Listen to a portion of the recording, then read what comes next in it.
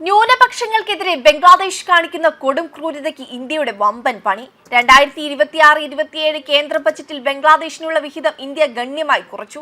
കഴിഞ്ഞ സാമ്പത്തിക വർഷം അനുവദിച്ച 120 കോടിയിൽ നിന്ന് 50% കുറച്ച് ഇത്തവണ 60 കോടി രൂപ മാത്രമാണ് അനുവദിച്ചത്. ഇതാണ് ഇന്ത്യ വേണ്ട സമയത്ത് വേണ്ട രീതിയിൽ മറുപടി നൽകുമെന്ന് പറയുന്നത്. ന്യൂനപക്ഷങ്ങൾക്കെതിരെ പ്രത്യേകിച്ച് ഹിന്ദു സമൂഹത്തിനെതിരെയുള്ള ആക്രമണങ്ങളെ ചൊല്ലിയുള്ള നയതന്ത്ര സംഘർഷങ്ങൾ വർദ്ധിച്ചു വരുന്ന സാഹചര്യത്തിലും 2024 മുൻ പ്രധാനമന്ത്രി ഷെയ്ഖ് ഹസീനയുടെ ഭരണത്തിന്റെ പതനത്തെ തുടർന്ന് പാകിസ്ഥാനോടുള്ള ധാക്കയുടെ വിദേശ നയത്തിൽ ഉണ്ടായ ശ്രദ്ധേയമായ മാറ്റത്തിനുമിടയിലാണ് ഈ കുറവ്.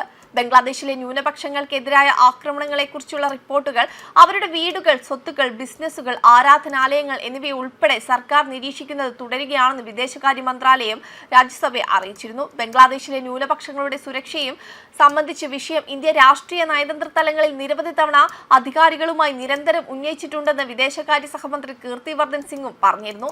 2025 ഏപ്രിൽ 4 ബംഗ്ലാദേശിന്റെ മുഖ്യ ഉപദേഷ്ടാവ് മുഹമ്മദ് യൂനുസുമായുള്ള കൂടിക്കാഴ്ചയിൽ പ്രധാനമന്ത്രി നരേന്ദ്രമോദി ഈ വിഷയം ഉന്നയിച്ചതായി അദ്ദേഹം പറഞ്ഞു. അതേസമയം ബംഗ്ലാദേശിലെ ഇടക്കാല സർക്കാർ ഇത്തരം ആക്രമണങ്ങളെ വ്യക്തിപരമായ മത്സരങ്ങളോ രാഷ്ട്രീയ വ്യത്യാസങ്ങളോ മൂലമാണെന്ന് ആരോപിക്കുന്ന ബുദ്ധിമുട്ടുന്ന പ്രവണതയെയും മന്ത്രാലയം വിമർശിച്ചു. ഇത്തരം തീവ്രവാദികളെയും അത്തരം കുറ്റകൃത്യങ്ങൾ ചെയ്യുന്നവരെയും ധൈര്യപ്പെടുത്തുകയും ന്യൂനപക്ഷങ്ങൾക്കിടയിൽ ഭയവും അരക്ഷിതാവസ്ഥയും വർദ്ധിപ്പിക്കുകയും ചെയ്യുന്നുവെന്ന് മന്ത്രാലയം അഭിപ്രായപ്പെട്ടു.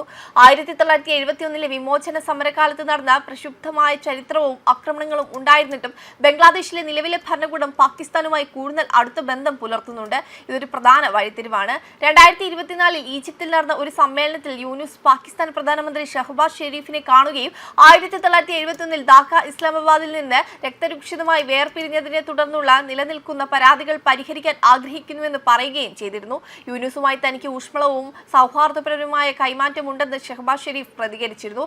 അതിനുശേഷം പാകിസ്ഥാനും ബംഗ്ലാദേശും മറുവശത്തു നിന്നുള്ള നയതന്ത്ര ഔദ്യോഗിക പാസ്പോർട്ടുകൾക്ക് ഉള്ളവർക്ക് വിസരഹിത പ്രവേശനം നൽകാൻ സമ്മതിച്ചിരുന്നു. നിലവിലുള്ള സംയുക്ത സാമ്പത്തിക കമ്മീഷൻ പുനർജീവിപ്പിക്കാനും ഇരു രാജ്യങ്ങളുടെയും വ്യാപാര നിക്ഷേപ സാധ്യതകൾ പര്യവേഷണം ചെയ്യുന്നതിനായി ഒരു പുതിയ വ്യാപാര നിക്ഷേപ കമ്മീഷൻ സ്ഥാപിക്കാനും ഇരു രാജ്യങ്ങളും സമ്മതിച്ചു. ബംഗ്ലാദേശും പാകിസ്ഥാനും തമ്മിലുള്ള അവസാന സംയുക്ത സാമ്പത്തിക കമ്മീഷൻ അതായിരുന്നു. ഇരു രാജ്യങ്ങൾക്കുമിടയിൽ ചരക്കു കപ്പലുകൾ നേരിട്ട് സഞ്ചരിക്കുന്നുണ്ട്. കൂടാതെ വരും ദിവസങ്ങളിൽ പാകിസ്ഥാൻ വിമാന കമ്പനികളായ ഫ്ലൈ ജിന്ന, എയർ സിയാൽ എന്നിവ നടത്താനും പദ്ധതിയിട്ടിട്ടുണ്ട്. നേരിട്ടുള്ള സർവീസുകൾ ആരംഭിക്കുന്നതിനുള്ള അനുമതി ലഭിക്കുകയും ചെയ്തു. അടുത്തിടെ ധാക്കയിൽ നിന്നുള്ള ഒരു വിമാനം വ്യാഴാഴ്ച കറാച്ചിയിലെ ജിന്ന അന്താരാഷ്ട്ര വിമാനത്താവളത്തിൽ ഇറങ്ങി. 14 വർഷത്തിനു ശേഷം രാജ്യങ്ങൾ തമ്മിലുള്ള നോൺ സ്റ്റോപ്പ് വ്യോമബന്ധം പുനഃസ്ഥാപിച്ചു. 2004 മുതൽ ഇന്ത്യ ബംഗ്ലാദേശ് ബന്ധം വഷളായിക്കൊണ്ടിരിക്കുന്ന സാഹചര്യത്തിലായിരുന്നു ഈ സംഭവ വികാസങ്ങൾ.